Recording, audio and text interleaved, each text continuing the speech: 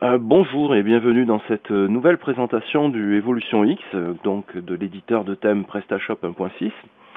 Je vais vous montrer aujourd'hui comment très simplement à partir d'un logo, je vais créer un thème PrestaShop 1.6 avec le Evolution X.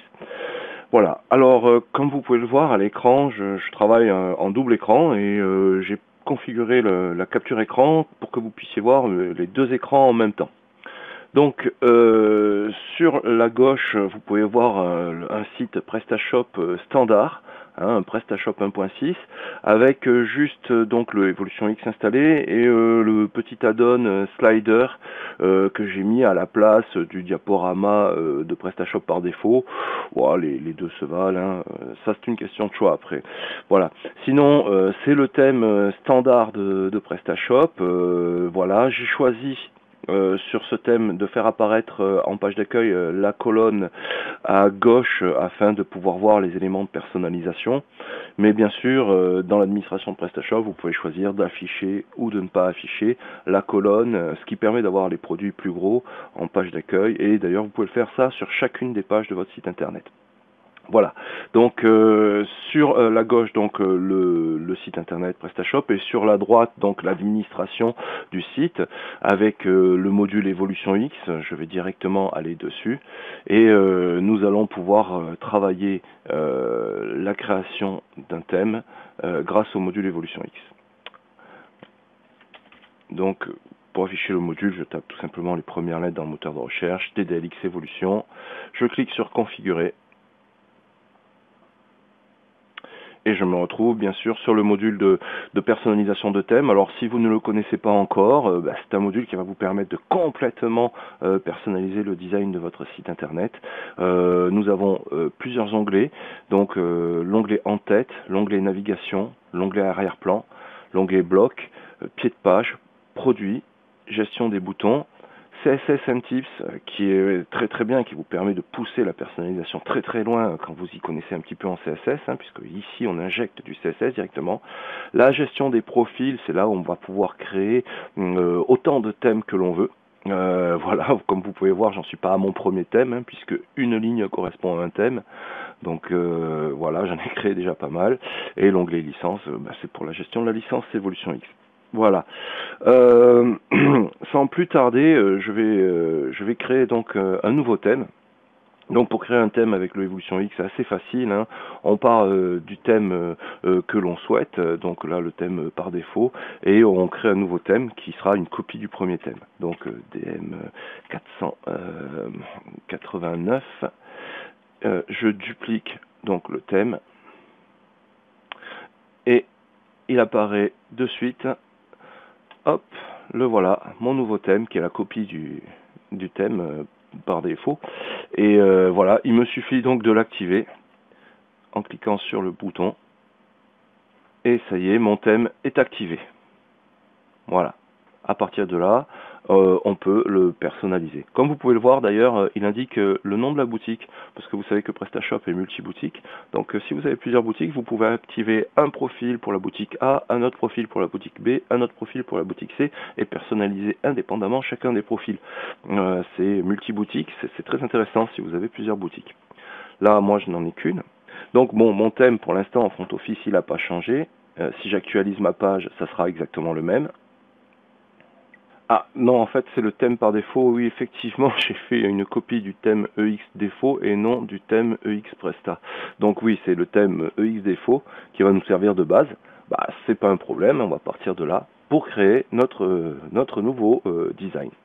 Donc, sans plus tarder, je vais vous montrer à partir du logo à partir duquel je souhaite travailler. Donc le voici. Alors voilà, je vais très simplement déjà charger le logo dans le Evolution X. Donc je vais dans la section en tête du site.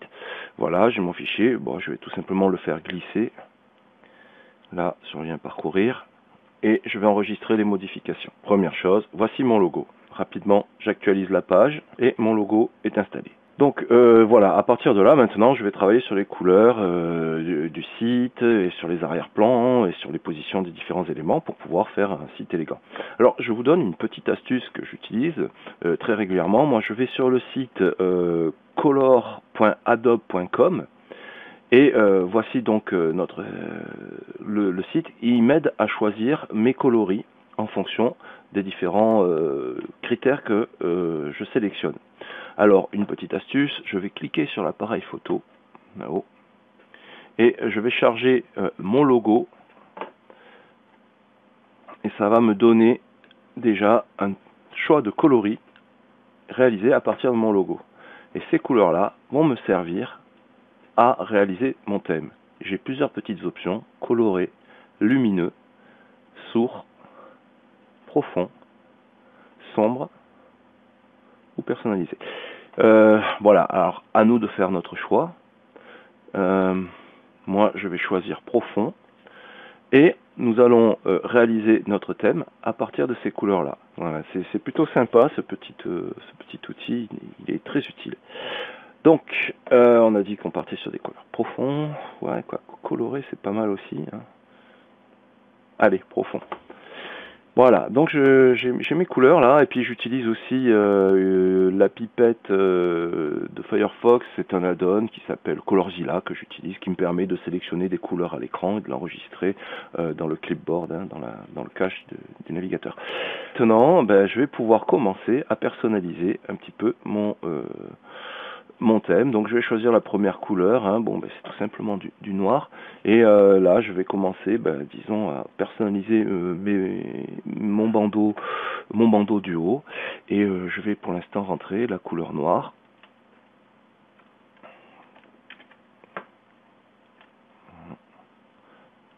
dans le bandeau.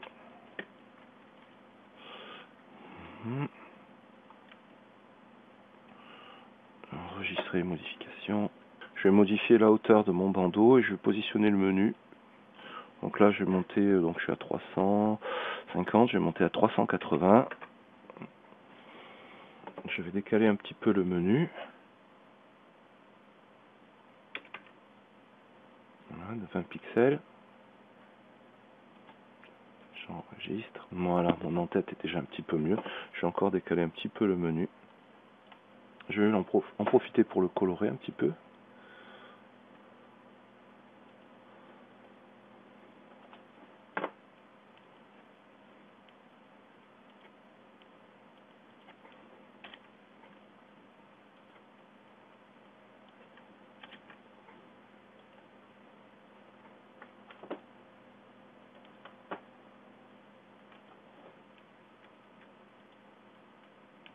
Donc vous voyez, je récupère les couleurs qui m'ont été données par Adobe. J'enregistre les modifications. Je vais enlever la petite barre de séparation là. Pour ça, je vais me rendre sur le site evolutionx.fr. Je clique sur la section Tips. Dans la section Tips, j'ai des petits codes CSS pré-mâchés. Retirer la barre de séparation du menu. Voilà, un petit code tout prêt. Copier. Je le mets dans mon CSS personnalisé. J'enregistre. Je vais voir mon site. J'actualise ma page. Et si tout va bien, la petite barre blanche là a disparu. Voilà.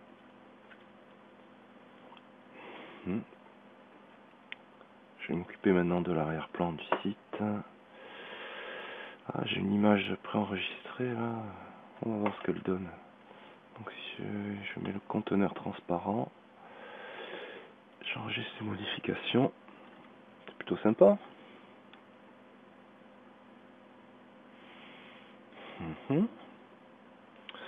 Maintenant, je vais m'attaquer au bloc. Donc les entêtes de bloc ici.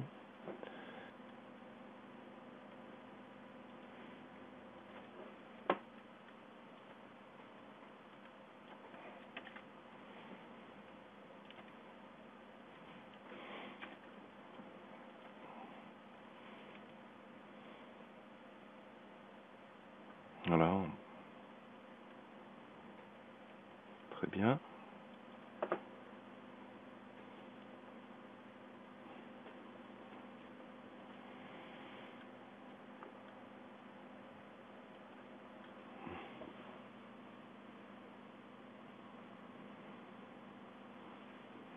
fait, j'ai copié ce que j'ai fait sur le menu. Je vais faire la même chose ici.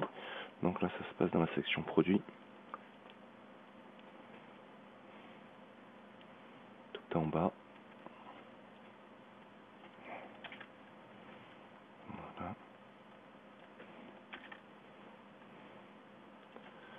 Couleur du titre. Ok.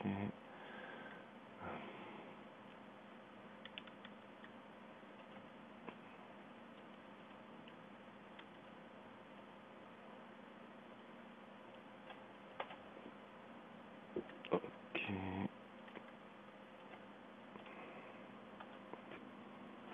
Voilà. On voit que le bouton ajouter au panier mériterait d'être revu.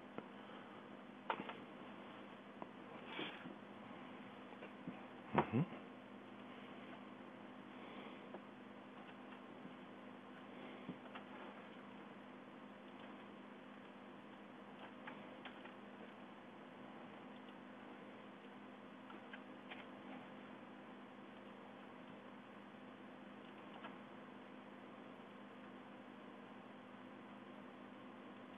Le bouton commander aussi.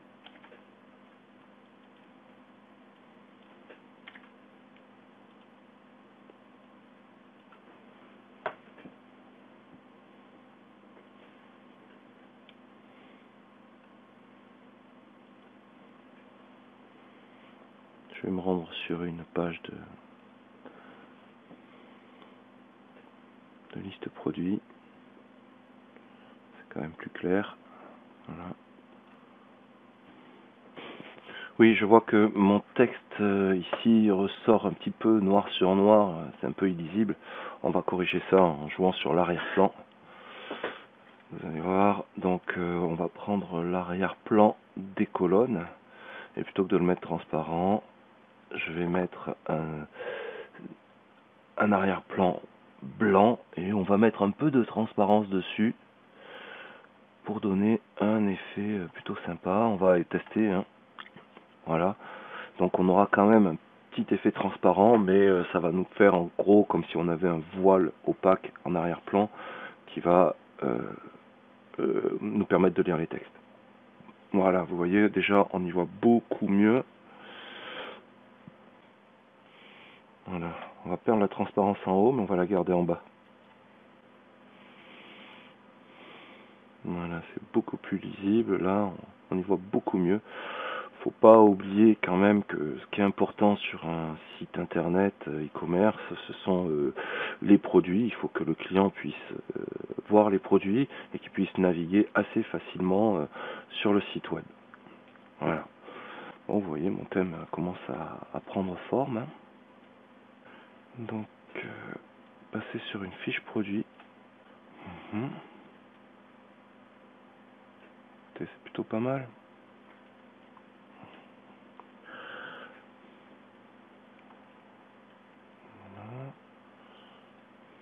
Voilà, en quelques minutes, là, j'ai donc réalisé un thème PrestaShop qui est, de mon point de vue, tout à fait convenable.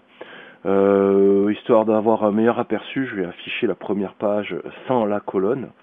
Voilà, alors pour ceux qui ne le savent pas, ça se gère dans Préférences, Thème. Et là, vous allez pouvoir choisir dans les paramètres avancés l'affichage des colonnes sur les différentes pages de votre site internet.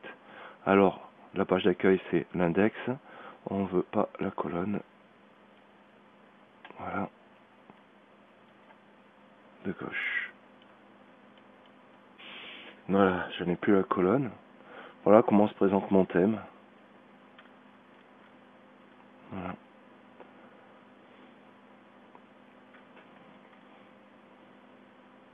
Donc bien sûr, on peut jouer sur plein de choses hein, pour encore plus l'améliorer. Mais c'est déjà pas mal. Voilà, donc réalisé avec le Evolution X, qui est un vraiment excellent éditeur de thèmes PrestaShop en à peu près une quinzaine de minutes. Donc j'ai réalisé un design PrestaShop à partir d'un logo.